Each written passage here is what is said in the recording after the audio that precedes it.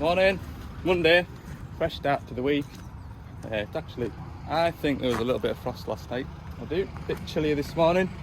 About 210 over there. I serviced it on Thursday last week, that day that was really grumpy.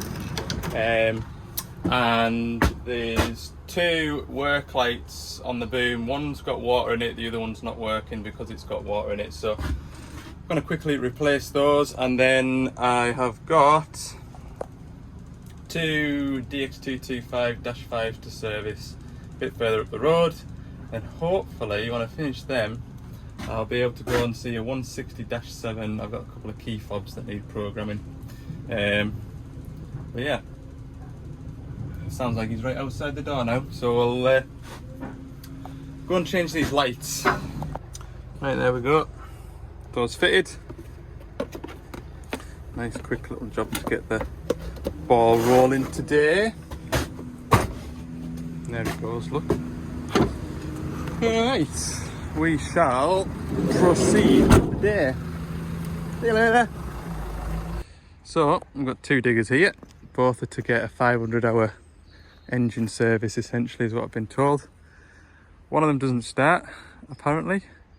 Now, looking at these two diggers, I hope it's that one there that doesn't start, because all I need to do is track that forward, spin it around, put that battery box there, next to that battery box there, jump start that one, get that one started and running, leave it running while I service that one, and then service that one. The oil will be hot. If it's the other way around, it's going to be a bit of a pain because there's a fence in the way, so I can't just track that machine round to the other side. So I'll grab my keys. Let's see which one it's gonna be. It's Monday, so it's gonna be that one, isn't it?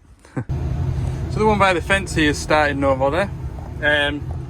Although I had to phone the customer to get the password to get into the machine to get it to start, and he reckoned it was the one next to the Harris fence that wouldn't start. So yeah, it's starting and it's charging as well, look. Well, I don't know what to say. That one started no bother too, and it's charging grand. That one's charging at 28 volts. That one's charging at 27.9. Gonna have a good Monday today, look. Oh, right. This has got forestry belly plates on, so I need to drop them off. Be alright, won't it? Woo. Right, let's crack on. Right, I'm going to do two at a time. Thought, why not? So I've got engine oil draining out of that one. Once that's drained, I'll use that pipe to drain it out of that one. At the moment, I'm just doing this water and fuel filter. Look, the muck that was in that one. So I'll have to check the hand primer pump on that one. And then we'll see what that one's like. See which one is the better machine. Okay, filter head number one. Sure I saw something when I looked on the machine. Yeah, there's a bit of gunk in there, look. Oh, this one's some stuff here as well, look. Yeah. Give it all a good clean up. Take that cap off there, get the airline into the centre, out, dead easy. Actually wasn't that bad, that filter head, to be honest with you, but it's worth checking, isn't it? So, yeah, just a couple of little bits of debris, just tiny bits. It should bleed up though. It's gonna come through grand, that. Engine oil's draining out of number two, so I'll do this water and fuel filter and we'll have a look and see if this one's any better. In fact, I should have a look. How many hours was on this one? 4291 and 4606. So there's 500 hours, 400 hours between the two of them, eh? They should be fairly similar. Get this one. Oh, yeah. Take that one. Yeah, that filter head's definitely worse than the other one. 100%. We'll have a look at this ball. Very similar. It's got that diesel bug on it. Like jelly. Yeah. That'll be a bit of bother in winter time, that. But you never know, it might have a brand new grab tank Right, I'll change this filter and then I'm going to pull that filter head off. Oh yeah, look, bit of muck in this one. Whew. Marvellous. Right, I'll take that cap off, blow it out, gather it up. This side light, there's a little bit there, look. Get it all swilled out. Yeah, there's a little bit there. Okay, fuel filter in this side. On the first digger that I started. 1, 2.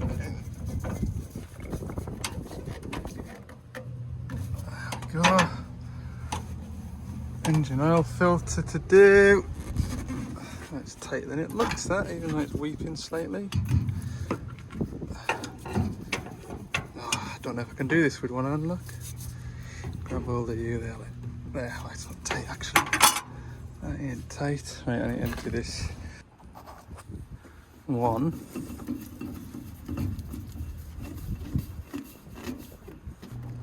2. 1.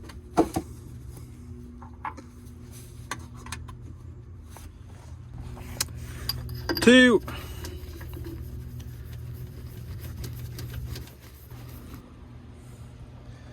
1. 2.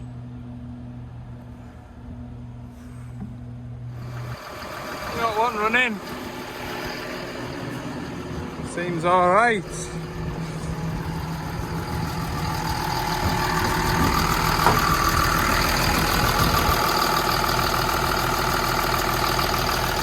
See if that one will go now. This one won't start. Customer was in before telling me why this one wouldn't start. He said the dash would come on, the lights would come on bright as you like, but go to start it, it didn't even attempt to go round and round. So I must have just been lucky when I jumped on it earlier and pulled it forward before I serviced it.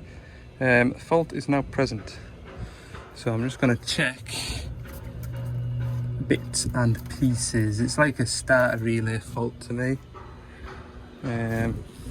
Good job I left the belly plates off. I nearly buttoned it all up. I did. Oh, where have they moved the start relay to now?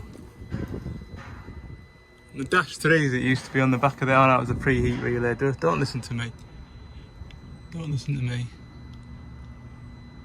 I wonder what sort of power I'm getting here then. That's the question.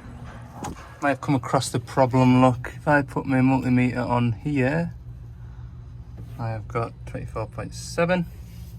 Put the multimeter on the other side of here. It was like 14 point something before. I've got nothing now. Nothing.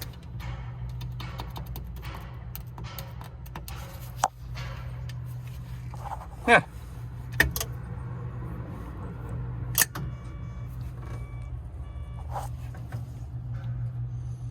.5 now. That'd be a bad one of them, bad isolator switch. Let's have a look now, see if it'll go. It might not, it might. No.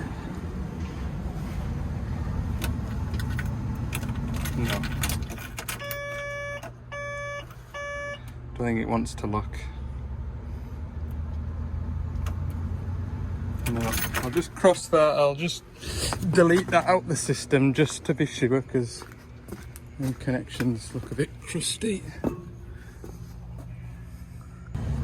I've deleted that isolator switch. Oh, still nothing. Strange, yeah. I wish I had my lunch and then found this problem. I should stop for lunch, consult a wiring diagram before I waste any more time. It has to be the start relay anyway, or the start controller. I think it might be the start controller. Do I have one of them on the van anymore? I don't think so. Right, so we don't have a big starter relay like I was looking for on this machine. these two at the back, and start control box, which is underneath the EPOS here. So I need to see if that start controller is giving me an earth. I think it's that brown one. Start relay 1, start relay 2, and start relay 2 is controlled by the start controller. So I'll have a look at that. Right, I've made sense of it. You can see there I've got my black wire on earth, and the red one is going to the black and white, which that is number 85 there, which goes to the start controller, which should give it an earth. I haven't got earth, and I'm holding that key over, so the starter controller isn't giving me an earth to allow it to start. But if I use that homemade bit of jumper wire to go from the black and white to that earth point there, the engine starts, which I will show you in a second. So if I give him an earth, should start. There we go. We're up and running. Didn't even let the dash warm up even. So we need start controller for this machine. Just wanted to double check. So, yeah, marvellous. Better put belly plates and battery covers and stuff back on before I do out else. Right, I get to come back to that one with the start controller. Yeah, what time is it? 20 to 3. Not ideal, like, but it is what it is. I've got a list of jobs that I'm getting done today regardless of time. So next one is, I would imagine, about an hour away, but it's an hour away in the right direction. Sort of. Couple of key fobs to go on program, because we've got some key fobs that have gone missing. So that's all locked, good. Yeah, we'll go and tackle that. That's not a big job, like that is literally a 5-minute just passing job. It's just where it is, it's not just passing area, so this is kind of as close as I'm gonna get. Tell you what, that's dragged on a bit, that has. I don't think it was a good idea to just do the pair of them at the same time. I should have done one then the other. Chances are I would have done that one first, and then come across that starting issue, and then been sort of not necessarily rushing, but maybe not spending a similar amount of time on the second, so maybe worked out for the better. Okay, we'll go to the next job. Come on. I found my digger hiding in the woods. There's the van. It is very, very mucky up there. I'll show you in a minute or two. See by my boots, look. So what am I doing? I am programming a couple of new fobs. So we go to home, is it? No, what do we do? What do we do? Oh, that. Smart key, there. Add additional fob. Register. Push the key button on the fob until the light changes blue. There we go. Is that it? Or was I meant to hold it? Can't remember. I'll find out in a minute. So the first one, which is this one, I pressed it until the light turned blue and then the light went off and let go of it. This one, I kept it, this one here, I kept it on for the full 60 seconds. So yeah, we'll see what happens if I stand back over here. Now, the machine did start, so one of these fobs is working. That one works, so that's right. And then, they both work. So, I did it. I did it. something went right today. Yeah, I was on the phone to my pal from HQ, and he was saying that you don't need to be at the machine to register these fobs. So what I can do in future is send them out to the customer, get them to sit on the phone, then I can request a, what do I do? Request a specific number which the customer then can input into the screen, and then do the whole pushing the button with the fob till it goes blue. And technically the customer can register the fob apparently. And then you put in the number that I've generated. Sorry, that was cut short there. I'd parked my van just down there in front of the digger, as you saw, and there was 3 or 4 vehicles trying to get past. And I just saw somebody out the corner of my eye.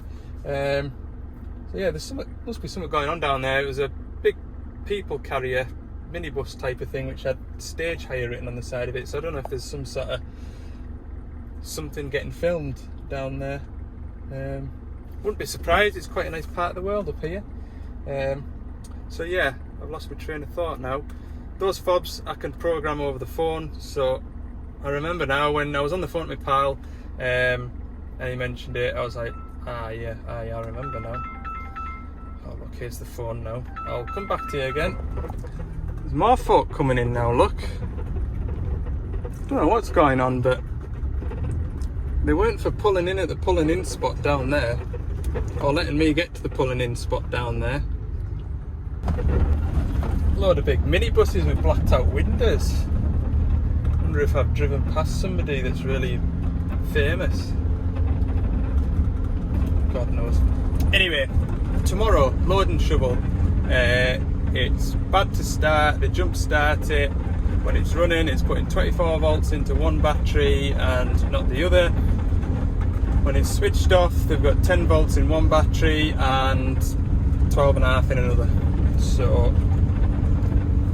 don't know what's going on there. To me, it seems like the wire between the 2 batteries that joins them together has got a high resistance, but apparently they've pulled that wiring out and done something, and I don't know. So I've got that to go and see. That'll be an adventure, won't it? That's South Cumbria. I have got another little job to squeeze in the morning before I go to that. And what else am I doing? I've got a 140-7 to service. Got a bit on, like. A bit more to do as well. Those injectors, the injector spot at Carlisle, had a look at them, but they weren't able to bench test them. Presumably because of the sort that they are, we have to have an injector pipe going into the side of them. They did confirm that it looks like fuel contamination. So we'll get those injectors back tomorrow and send them away to another spot that'll look at them. I've phoned them ahead and they can definitely look at them, so that'll be good. So we'll get the kind of script on them, because I'd like to try and see if there's a couple that are retrievable, just to kind of keep costs down.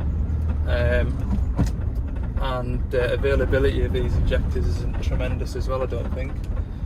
So we'll try and get them back, but I don't think it'll be this week now. That customer is going to go and drain all the fuel out of that machine, change all the filters, and what's he going to do? Oh, flush all the lines out as well, make sure everything is crystal clear. So yeah, I trust them to do that job as well. I think they'll do a grand job of that. So that's good. What else have I got to add? That's about it. That's my day put in. I'm gonna head home now. An hour and 45 minutes, so yeah, just after 6 o'clock by the look of it. Right, we'll wind that video up there for the time being, and I'll see you in the morning. Thanks for watching, and see you in the next one.